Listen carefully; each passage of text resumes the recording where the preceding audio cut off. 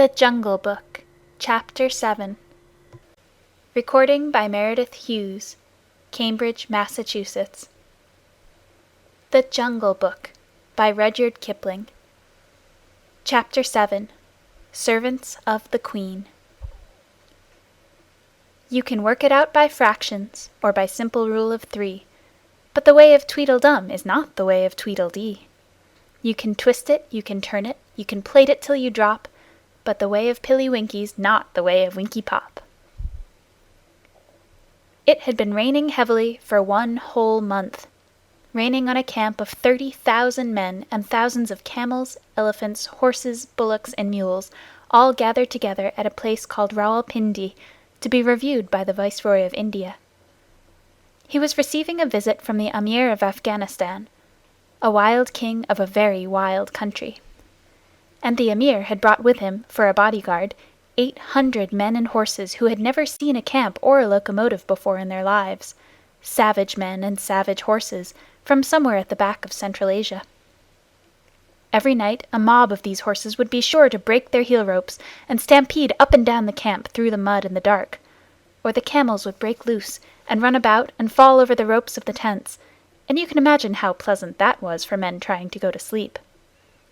My tent lay far away from the camel lines, and I thought it was safe, but one night a man popped his head in and shouted, "Get out, quick! They're coming! My tent's gone!" I knew who they were, so I put on my boots and waterproof and scuttled out into the slush.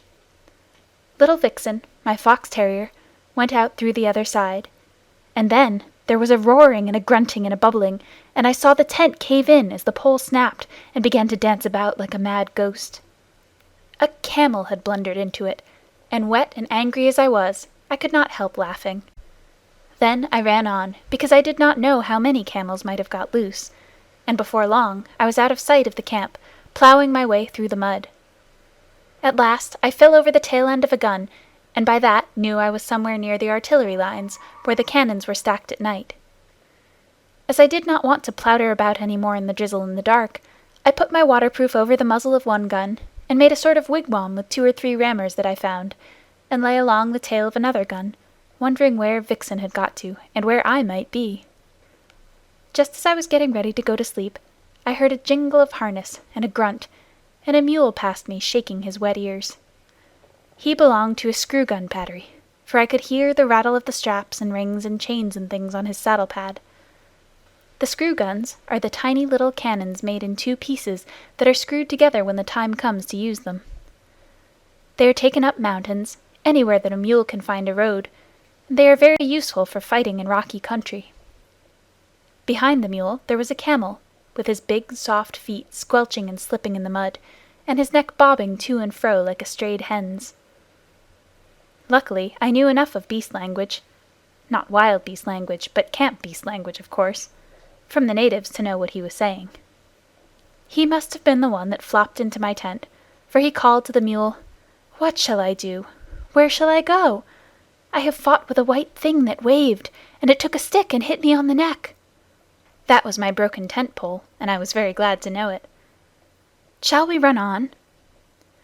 "Oh, it was you," said the mule. "You and your friends that have been disturbing the camp? All right. You'll be beaten for this in the morning, but I may as well give you something on account now." I heard the harness jingle as the mule backed and caught the camel 2 kicks in the ribs that rang like a drum. "Another time," he said, "you'll know better than to run through a mule battery at night shouting, 'Thieves and fire!' Sit down and keep your silly neck quiet." The camel doubled up camel fashion, like a 2-foot rule, and sat down whimpering. There was a regular beat of hoofs in the darkness, and a big troop horse cantered up as steadily as though he were on parade, jumped a gun-tail, and landed close to the mule. "It's disgraceful," he said, blowing out his nostrils. "These camels have racketed through our lines again, 3rd time this week. How's a horse to keep up his condition if he isn't allowed to sleep? Who's here?" "I'm the breech-piece mule of No. 2 gun of the 1st screw battery," said the mule, "and the other's one of your friends. He's waked me up, too. Who are you?" "No. 15, E Troop, 9th Lancers, Dick Cunliffe's horse. Stand over a little there." "Oh, beg your pardon," said the mule. "It's dark to see much. Aren't these camels too sickening for anything? I walked out of my lines to get a little peace and quiet here." "My lords," said the camel humbly, "we dreamed bad dreams in the night, and we were very much afraid. I am only a baggage camel of the 39th Native Infantry, and I am not as brave as you are, my lords." "Then why didn't you stay and carry baggage for the 39th Native Infantry, instead of running all around the camp?" said the mule. "They were such very bad dreams," said the camel. "I am sorry. Listen! What is that? Shall we run on again?" "Sit down," said the mule, "or you'll snap your long stick legs between the guns." He cocked one ear and listened. "Bullocks," he said. "Gun bullocks. On my word, you and your friends have waked the camp very thoroughly. It takes a good deal of prodding to put up a gun bullock." I heard a chain dragging along the ground, and a yoke of the great sulky white bullocks that drag the heavy siege guns when the elephants won't go any nearer to the firing came shouldering along together. And almost stepping on the chain was another battery mule, calling wildly for Billy. "That's one of our recruits," said the old mule to the troop horse. "He's calling for me. Here, youngster, stop squealing. The dark never hurt anybody yet." The gun bullocks lay down together and began chewing the cud, but the young mule huddled close to Billy. "Things," he said. "Fearful and horrible things, Billy. They came into our lines while we were asleep. Do you think they'll kill us?" "I've a very great mind to give you a #1 kicking," said Billy. "The idea of a 14-hand mule with your training disgracing the battery before this gentleman." "Gently, gently," said the troop horse. "Remember, they are always like this to begin with. The first time I ever saw a man, it was in Australia when I was a 3-year-old. I ran for half a day, and if I'd seen a camel, I should be running still." Nearly all our horses for the English cavalry are brought to India from Australia, and are broken in by the troopers themselves. "True enough," said Billy. "Stop shaking, youngster. The first time they put the full harness with all its chains on my back, I stood on my forelegs and kicked every bit of it off. I hadn't learned the real science of kicking then, but the battery said they'd never seen anything like it." "But this wasn't harness or anything that jingled," said the young mule. "You know I don't mind that now, Billy. It was the things like trees, and they fell up and down the lines and bubbled, and my head rope broke, and I couldn't find my driver, and I couldn't find you, Billy, so I ran off with these gentlemen." Said Billy. "As soon as I heard the camels were loose, I came away on my own account. When a battery, a screw-gun mule, calls gun bullocks gentlemen, he must be very badly shaken up. Who are you fellows on the ground there?" The gun bullocks rolled their cuds and answered both together, "The 7th yoke of the 1st gun of the big gun battery. We were asleep when the camels came, but when we were trampled on we got up and walked away. It is better to lie quiet in the mud than to be disturbed on good bedding. We told your friend here that there was nothing to be afraid of, but he knew so much that he thought otherwise. Wah!" They went on chewing. "That comes of being afraid," said Billy. "You get laughed at by gun bullocks. I hope you like it, young'un."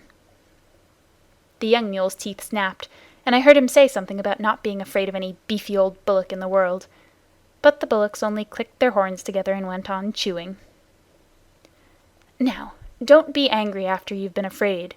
That's the worst kind of cowardice," said the troop horse. "Anybody can be forgiven for being scared in the night, I think, if they see things they don't understand. We've broken out of our pickets again and again, 450 of us, just because a new recruit got to telling tales of whip snakes at home in Australia, till we were scared to death of the loose ends of our head ropes." "That's all very well in camp," said Billy. "I'm not above stampeding myself, for the fun of the thing, when I haven't been out for a day or two. But what do you do on active service?" "Oh, that's quite another set of new shoes," said the troop horse. "Dick Cunliffe's on my back then, and drives his knees into me, and all I have to do is to watch where I am putting my feet, and to keep my hind legs well under me, and be bridle-wise." "What's bridle-wise?" said the young mule. "By the blue gums of the black blocks," snorted the troop horse. "Do you mean to say that you aren't taught to be bridle-wise in your business? How can you do anything unless you can spin round at once when the rein is pressed on your neck? It means life or death to your man, and of course that's life or death to you. Get round with your hind legs under you the instant you feel the rein on your neck. If you haven't room to swing round, rear up a little and come round on your hind legs. That's being bridle-wise." "We aren't taught that way," said Billy the Mule stiffly. "We're taught to obey the man at our head, step off when he says, and step in when he says so. I suppose it comes to the same thing. Now, with all this fine fancy business and rearing, which must be very bad for your hocks, what do you do?" "Well, that depends," said the troop horse. "Generally, I have to go in among a lot of yelling, hairy men with knives, long shiny knives, worse than the farrier's knives, and I have to take care that Dick's boot is just touching the next man's boot without crushing it. I can see Dick's lance to the right of my right eye, and I know I'm safe. I shouldn't care to be the man or horse that stood up to Dick and me when we're in a hurry." "Don't the knives hurt?" said the young mule. "Well, I got one cut across the chest once, but that wasn't Dick's fault." "A lot I should have cared whose fault it was if it hurt," said the young mule. "You must," said the troop horse. "If you don't trust your man, you may as well run away at once. That's what some of our horses do, and I don't blame them. As I was saying, it wasn't Dick's fault. The man was lying on the ground, and I stretched myself not to tread on him, and he slashed up at me. Next time I have to go over a man lying down, I shall step on him, hard." "Hm," said Billy. "It sounds very foolish. Knives are dirty things at any time. The proper thing to do is to climb up a mountain with a well-balanced saddle, hang on by all 4 feet and your ears too, and creep and crawl and wiggle along till you come out hundreds of feet above anyone else, on a ledge where there's just room enough for your hoofs. Then you stand still and keep quiet. Never ask a man to hold your head, young'un. Keep quiet while the guns are being put together, and then you watch the little poppy shells drop down into the tree-tops ever so far below." "Don't you ever trip?" said the troop horse. "They say that when a mule trips, you can split a hen's ear," said Billy. "Now and again, perhaps a badly packed saddle will upset a mule, but it's very seldom. I wish I could show you our business. It's beautiful. Why, it took me 3 years to find out what the men were driving at. The science of the thing is never to show up against the skyline, because if you do, you may get fired at. Remember that, young'un. Always keep hidden as much as possible, even if you have to go a mile out of your way. I lead the battery when it comes to that sort of climbing." "Fired at without the chance of running into the people who are firing?" said the troop horse, thinking hard. "I couldn't stand that. I should want to charge with Dick." "Oh, no, you wouldn't. You know that as soon as the guns are in position, they'll do the charging. That's scientific and neat, but knives, pah!" The baggage camel had been bobbing his head to and fro for some time past, anxious to get a word in edgewise. Then I heard him say, as he cleared his throat nervously, I have fought a little, but not in that climbing way or that running way." "No, now you mention it," said Billy, "you don't look as though you were made for climbing or running much. Well, how was it, old hay bales?" "The proper way," said the camel. "We all sat down—" "Oh, my crupper and breastplate," said the troop horse under his breath. "Sat down." "We sat down, 100 of us," the camel went on, "in a big square, and the men piled our kajawas, our packs and saddles, outside the square, and they fired over our backs, the men did, on all sides of the square." "What sort of men? Any men that came along?" said the troop horse. "They teach us in riding school to lie down and let our masters fire across us, but Dick Cunliffe is the only man I'd trust to do that. It tickles my girths, and besides, I can't see with my head on the ground." "What does it matter who fires across you?" said the camel. "There are plenty of men and plenty of other camels close by, and a great many clouds of smoke. I am not frightened then. I sit still and wait." "And yet," said Billy, "you dream bad dreams and upset the camp at night. Well, well, before I'd lie down, not to speak of sitting down, and let a man fire across me, my heels and head would have something to say to each other. Did you ever hear anything so awful as that?" There was a long silence, and then one of the gun bullocks lifted up his big head and said, "This is very foolish indeed. There's only one way of fighting." "Oh, go on," said Billy. "Please don't mind me. I suppose you fellows fight standing on your tails?" "Only one way," said the two together. They must have been twins. "This is that way. To put all 20 yoke of us to the big gun as soon as Two Tails trumpets." Two Tails is camp slang for the elephant. "What does Two Tails trumpet for?" said the young mule. "To show that he is not going any nearer to the smoke on the other side. Two Tails is a great coward. Then we tug the big gun all together. Heya! Hola! Heya! Hola! We do not climb like cats, nor run like calves.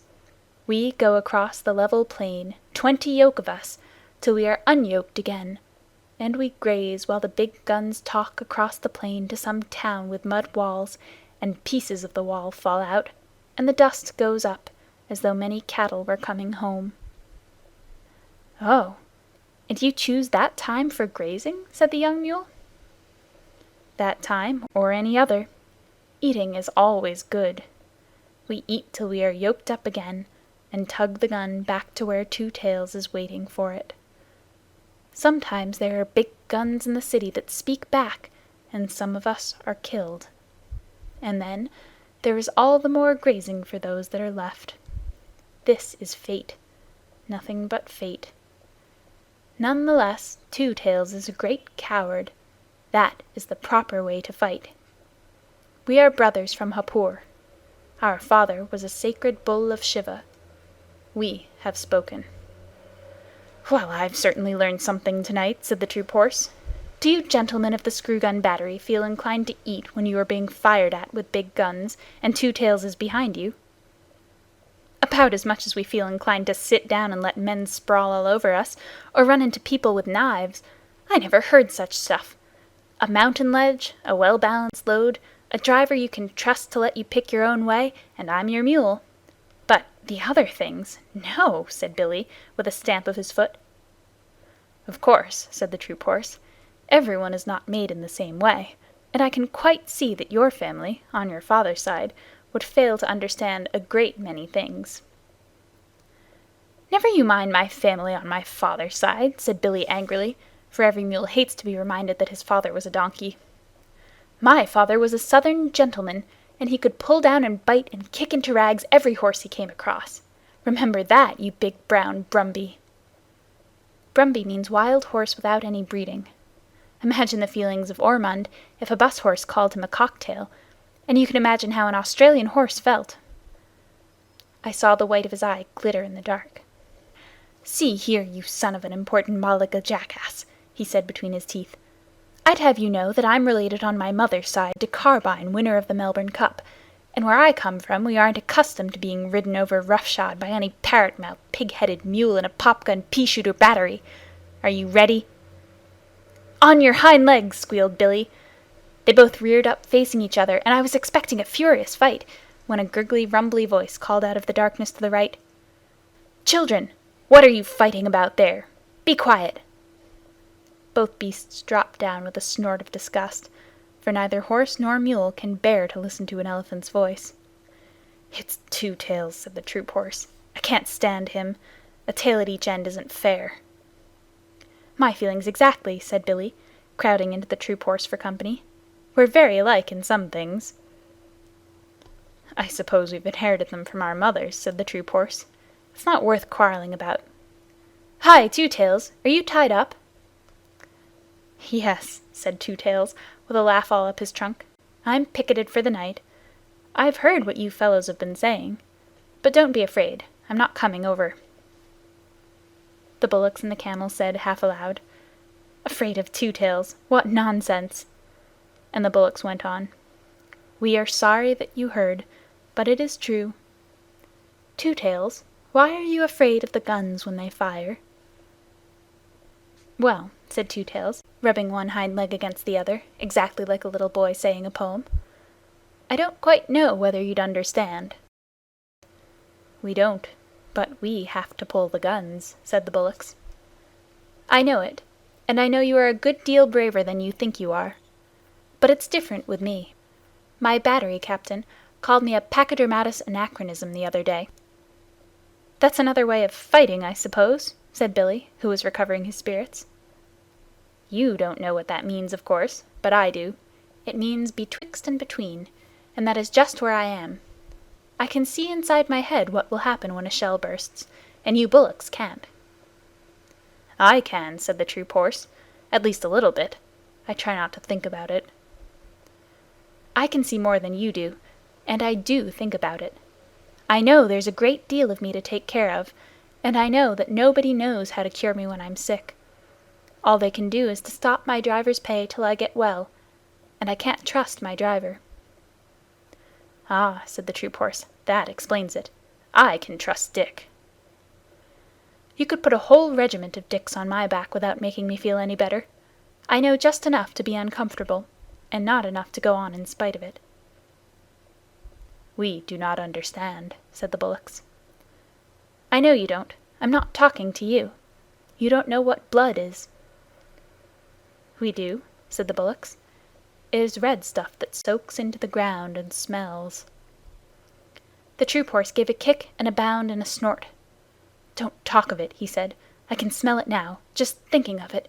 It makes me want to run, when I haven't Dick on my back."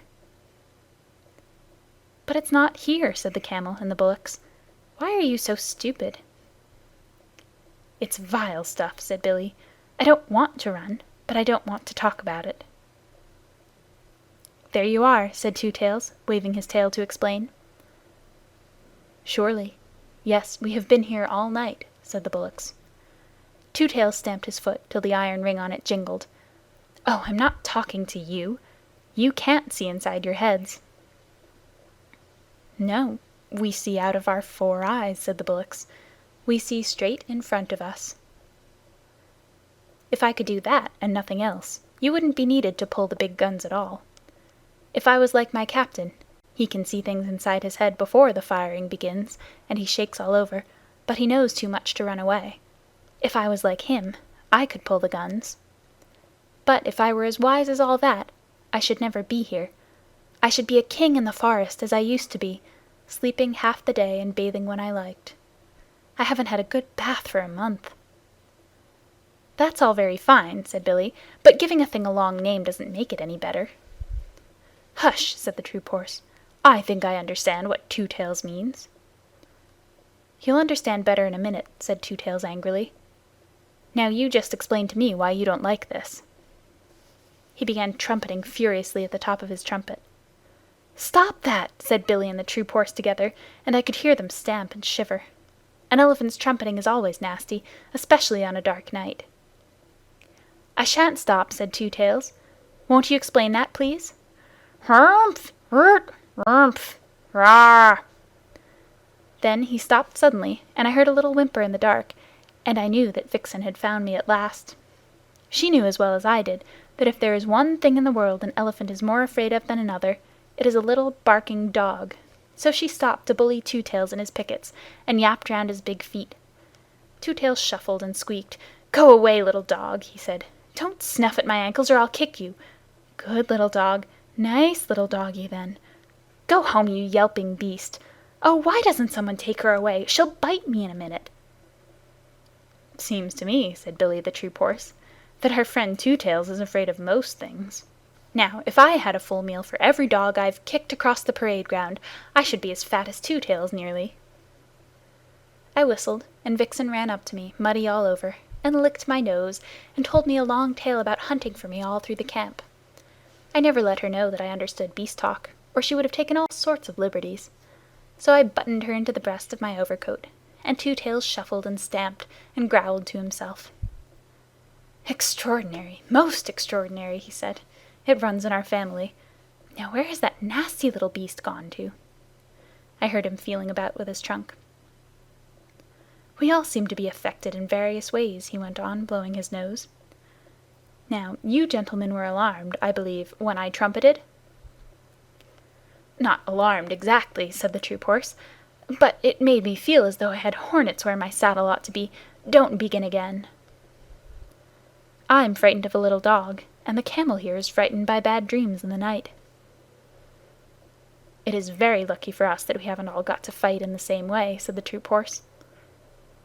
"What I want to know," said the young mule, who had been quiet for a long while, What I want to know is why we have to fight at all." "Because we're told to," said the troop horse, with a snort of contempt. "Orders," said Billy the Mule, and his teeth snapped. "Hookum high! It is an order," said the Camel with a gurgle, and Two Tails and the bullocks repeated, "Hookum high!" "Yes, but who gives the orders?" said the recruit Mule. "The man who walks at your head, or sits on your back, and holds the nose rope, or twists your tail," said Billy, and the troop horse and the Camel and the bullocks, one after the other. "But who gives them the orders?" "Now you want to know too much, young'un," said Billy, "and that is one way of getting kicked. All you have to do is to obey the man at your head and ask no questions." "He's quite right," said Two Tails. "I can't always obey, because I'm betwixt and between, but Billy's right. Obey the man next you who gives the order, or you'll stop all the battery, besides getting a thrashing." The gun bullocks got up to go. "Morning is coming," they said. "We will go back to our lines. It is true that we only see out of our eyes, and we are not very clever, but still we are the only people tonight who have not been afraid. Good night, you brave people." Nobody answered, and the troop horse said, to change the conversation, "Where's that little dog? A dog means a man somewhere about." "Here I am," yapped Vixen, "under the gun-tail with my man. You big blundering beast of a camel, you upset our tent.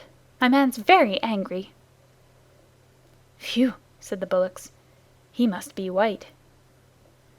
"Of course he is," said Vixen. "Do you suppose I'm looked after by a black bullock driver?" "Fwah! Wash! Ugh!" said the bullocks. "Let us get away quickly." They plunged forward in the mud, and managed somehow to run their yoke on the pole of an ammunition wagon, where it jammed. "Now you have done it," said Billy calmly. "Don't struggle. You're hung up till daylight. What on earth's the matter?" The bullocks went off into the long hissing snorts that Indian cattle give, and pushed and crowded and slewed and stamped and slipped and nearly fell down in the mud, grunting savagely. "You'll break your necks in a minute," said the troop horse. "What's the matter with white men? I live with 'em." "They eat us. Pull!" said the near bullock. The yoke snapped with a twang, and they lumbered off together. I never knew before what made Indian cattle so scared of Englishmen. We eat beef, a thing that no cattle driver touches, and of course the cattle do not like it. "May I be flogged with my own pad chains! Who'd have thought of two big lumps like those losing their heads?" said Billy. "Never mind, I'm going to look at this man. Most of the white men, I know, have things in their pockets," said the troop horse. "I'll leave you then. I can't say I'm over fond of 'em myself. Besides, white men who haven't a place to sleep in are more than likely to be thieves, and I've a good deal of government property on my back. Come along, young'un, and we'll go back to our lines. Good night, Australia. See you on parade tomorrow, I suppose. Good night, old hay bales. Try to control your feelings, won't you? Good night, Two Tails. If you pass us on the ground tomorrow, don't trumpet. It spoils our formation." Billy the Mule stamped off with the swaggering limp of an old campaigner as the troop horse's head came nuzzling into my breast, and I gave him biscuits, while Vixen, who's a most conceited little dog, told him fibs about the scores of horses that she and I kept. "I'm coming to the parade tomorrow in my dog-cart," she said. "Where will you be?" "On the left hand of the 2nd Squadron. I set the time for all my troop, little lady," he said politely. "Now I must go back to Dick. My tail's all muddy, and he'll have 2 hours' hard work dressing me for parade." The big parade of all the 30,000 men was held that afternoon, and Vixen and I had a good place close to the Viceroy and the Emir of Afghanistan, with his high big black hat of Astrakhan wool, and the great diamond star in the center. The first part of the review was all sunshine, and the regiments went by in wave upon wave of legs all moving together, and guns all in a line, till our eyes grew dizzy. Then the cavalry came up to the beautiful cavalry canter of Bonnie Dundee, and Vixen cocked her ear where she sat on the dog-cart. The 2nd Squadron of the Lancers shot by, and there was the troop horse, with his tail like spun silk, his head pulled into his breast, one ear forward and one back, setting the time for all his squadron, his legs going as smoothly as waltz music. Then the big guns came by, and I saw Two Tails and 2 other elephants harnessed in line to a 40-pounder siege gun, while 20 yoke of oxen walked behind. The 7th pair had a new yoke, and they looked rather stiff and tired. Last came the screw guns, and Billy the Mule carried himself as though he commanded all the troops, and his harness was oiled and polished till it winked. I gave a cheer all by myself for Billy the Mule, but he never looked right or left. The rain began to fall again, and for a while it was too misty to see what the troops were doing. They had made a big half-circle across the plain, and were spreading out into a line. That line grew and grew and grew, till it was 3/4 of a mile long from wing to wing, one solid wall of men, horses, and guns. Then it came on straight toward the Viceroy and the Emir, and as it got nearer the ground began to shake, like the deck of a steamer when the engines are going fast. Unless you have been there, you cannot imagine what a frightening effect the steady come-down of troops has on the spectators, even when they know it is only a review. I looked at the Emir. Up till then he had not shown the shadow of a sign of astonishment or anything else, but now his eyes began to get bigger and bigger, and he picked up the reins on his horse's neck and looked behind him. For a minute it seemed as though he was going to draw his sword and slash his way out through the English men and women in the carriages at the back. Then the advance stopped dead, the ground stood still, the whole line saluted, and 30 bands began to play all together. That was the end of the review, and the regiments went off to their camps in the rain, and an infantry band struck up with "The animals went in 2 by 2, hurrah! The animals went in 2 by 2, the elephant and the battery mule, and they all got into the ark, for to get out of the rain." Then I heard an old, grizzled, long-haired Central Asian chief, who had come down with the Emir, asking questions of a native officer. "Now," said he, "in what manner was this wonderful thing done?" And the officer answered, "An order was given, and they obeyed." "But are the beasts as wise as the men?" said the chief. "They obey, as the men do. Mule, horse, elephant, or bullock, he obeys his driver, and the driver his sergeant, and the sergeant his lieutenant, and the lieutenant his captain, and the captain his major, and the major his colonel, and the colonel his brigadier commanding 3 regiments, and the brigadier the general, who obeys the viceroy, who is the servant of the empress. Thus it is done." "Would it were so in Afghanistan," said the chief, "for there we obey only our own wills." "And for that reason," said the native officer, twirling his mustache, "your Emir, whom you do not obey, must come here and take orders from our viceroy." Parade Song of the Camp Animals. Elephants of the Gun Team. We lent to Alexander the strength of Hercules, the wisdom of our foreheads, the cunning of our knees. We bowed our necks to service, they ne'er were loosed again.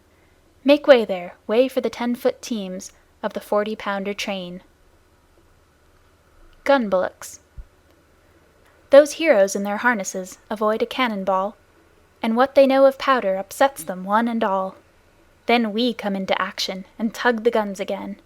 Make way there, way for the 20 yoke of the 40-pounder train. Cavalry horses. By the brand on my shoulder, the finest of tunes is played by the lancers, hussars, and dragoons, and it's sweeter than stables or water to me, the cavalry canter of bonny Dundee.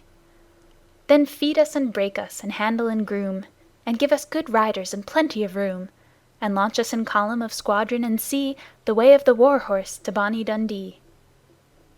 Screw-gun mules.